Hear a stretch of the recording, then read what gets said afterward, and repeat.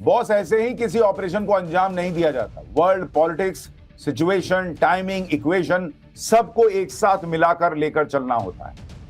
Khamenei के खिलाफ operation में भी इजराइल और अमेरिका ने ऐसा ही किया। हमले वाली रात 9 बजे से लेकर भोर के 3 बजे यानी खामनेई की मौत के ऐलान तक क्या कुछ हुआ, अब इस चैप्टर में इसकी बात करते हैं। आखिर कैसे देर रात प्लानिंग हुई भाई?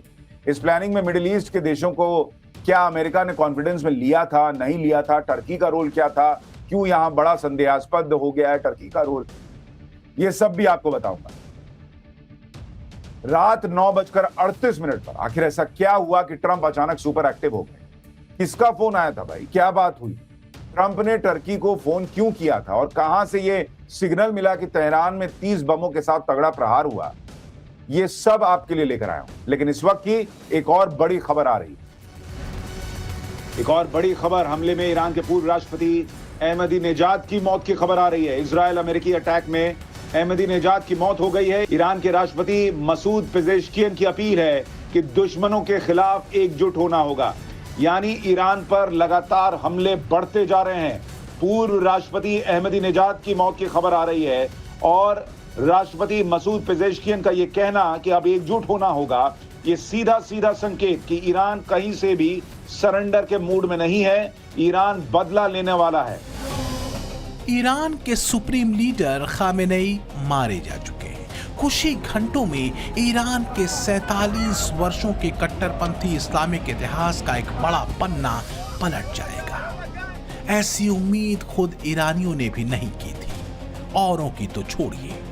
लेकिन ऑपरेशन खामेनेई बड़े सधे और सटीक तरीके से अंजाम दिया गया। इसमें भी जो सबसे अहम कड़ी थी वो थी खुफिया इनपुट।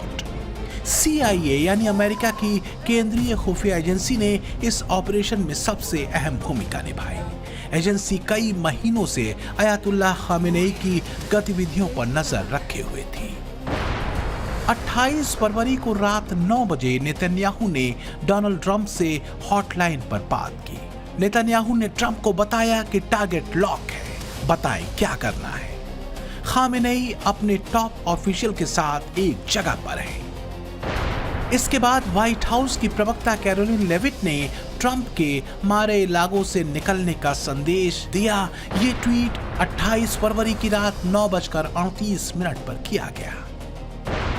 रात 1:38 पर व्हाइट हाउस का एक्स पर एक और पोस्ट आता है जिसमें संदेश होता है कि ट्रंप ईरान के मिलिट्री ऑपरेशन को मॉनिटर कर रहे हैं। ट्रंप सिचुएशन रूम में पहुंचते हैं जहां सारी जानकारी उन्हें दी जाती है। इस बीच अमेरिका मिडिल ईस्ट के देशों से लगातार सहमति ले रहा था। व्हाइट हाउस की प्रवक्ता कैरोलिन लेविट ने रात 2:23 पर एक और पोस्ट सोशल मीडिया एक्स पर डाला जिसमें उन्होंने जानकारी दी कि ट्रंप ने यूके, कुवैत और टर्की के लीडर से बात की है। इसके करीब 10 मिनट से भी कम समय में व्हाइट हाउस की प्रवक्ता कैरोलिन लेविट ने एक और ट्वीट किया जिसमें उन्होंने ट्रंप की सऊदी अरब, कतर, UAE और नेटो के सेक्रेटरी जनरल मार्क रूटे से बात करने की जानकारी दी। कई इंटरनेशनल मीडिया की रिपोर्ट्स में यह दावा किया गया है कि सऊदी प्रिंस ने ट्रंप को सहमति दी। वॉशिंगटन पोस्ट ने तो यह दावा किया है कि सऊदी अरब के प्रिंस ने इशारा किया, तब ट्रंप ने तेहरान में खामेनेई पर हमले की तैयारी को ग्रीन सिग्नल दे दिया। एक के बाद एक 30 बम पूरे परिसर पर आसमान से बरसे। हर जर्रा, हर कोना जैसे बमों की गर्मी से उबल पड़ा। तेहरान में खामेनेई के हेडक्वार्टर में उस वक्त अयातुल्लाह अली खामेनेई के अलावा मोहम्मद बाकपुर जो IRGC के कमांडर इन चीफ थे वो मौजूद थे। रक्षा मंत्री अजीज नासिर जादेह मौजूद थे। एडमिरल अली शमखानी मौजूद थे जो सैन्य परिषद के प्रमुख थे। इसके अलावा सैयद माजिद मौसावी थे जो IRGC एयर स्पेस फोर्स के कमांडर थे और साथ ही ईरान के उप खुफिया मंत्री मोहम्मद शेराजी भी बैठक में शामिल थे। तभी आसमान से बम बरसाए गए।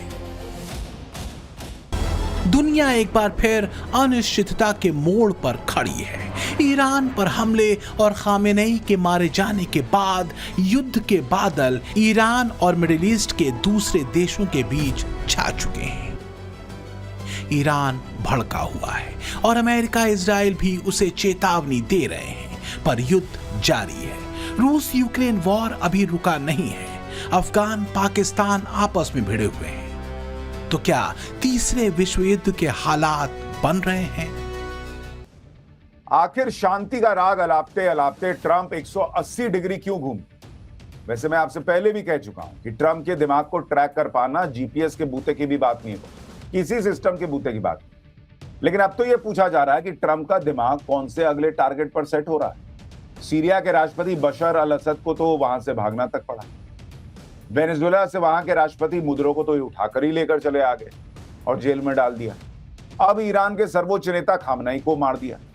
ऐसे में सवाल उठने लगा है कि अगला नंबर किसका है? सनकी ट्रंप अब क्या करने वाले हैं? और इसलिए कहा जा रहा है कि जियोपॉलिटिक्स में बढ़ता तनाव कहीं वर्ल्ड वॉर 3 का फाइनल ट्रिगर तो नहीं दबा देगा। अब बात इसी पर करते हैं इस चैप्टर में, लेकिन इस वक्त इजराइल ईरान को लेकर एक और बहुत बड़ी खबर आ रही है। एक और बड़ी खबर, इजराइल पर ईरान का बड़ा पलटवार हुआ है। यरूशलेम के पास बेत शेमेश में ईरान का अटैक हुआ है। अटैक में 6 इजरायली नागरिकों की मौत की खबर है। बैलिस्टिक मिसाइल हमले में बेत शेमेश को भारी नुकसान पहुंचा है। तो ये बड़ी खबर, ईरान चुप नहीं बैठ रहा। लगातार इजराइल और अमेरिका मिलकर ईरान पर हमला कर रहे हैं, तो इधर ईरान भी पलटवार कर रहा है और इस बार यरूशलेम के पास बेत शेमेश को निशाना बनाया गया है। 6 इजरायली नागरिकों की मौत की खबर आ रही है और इस बैलिस्टिक मिसाइल के हमले में बेत शेमेश के इलाके में भारी नुकसान हुआ है। तो ईरान भी जबरदस्त पलटवार कर रहा है। ये बड़ी खबर।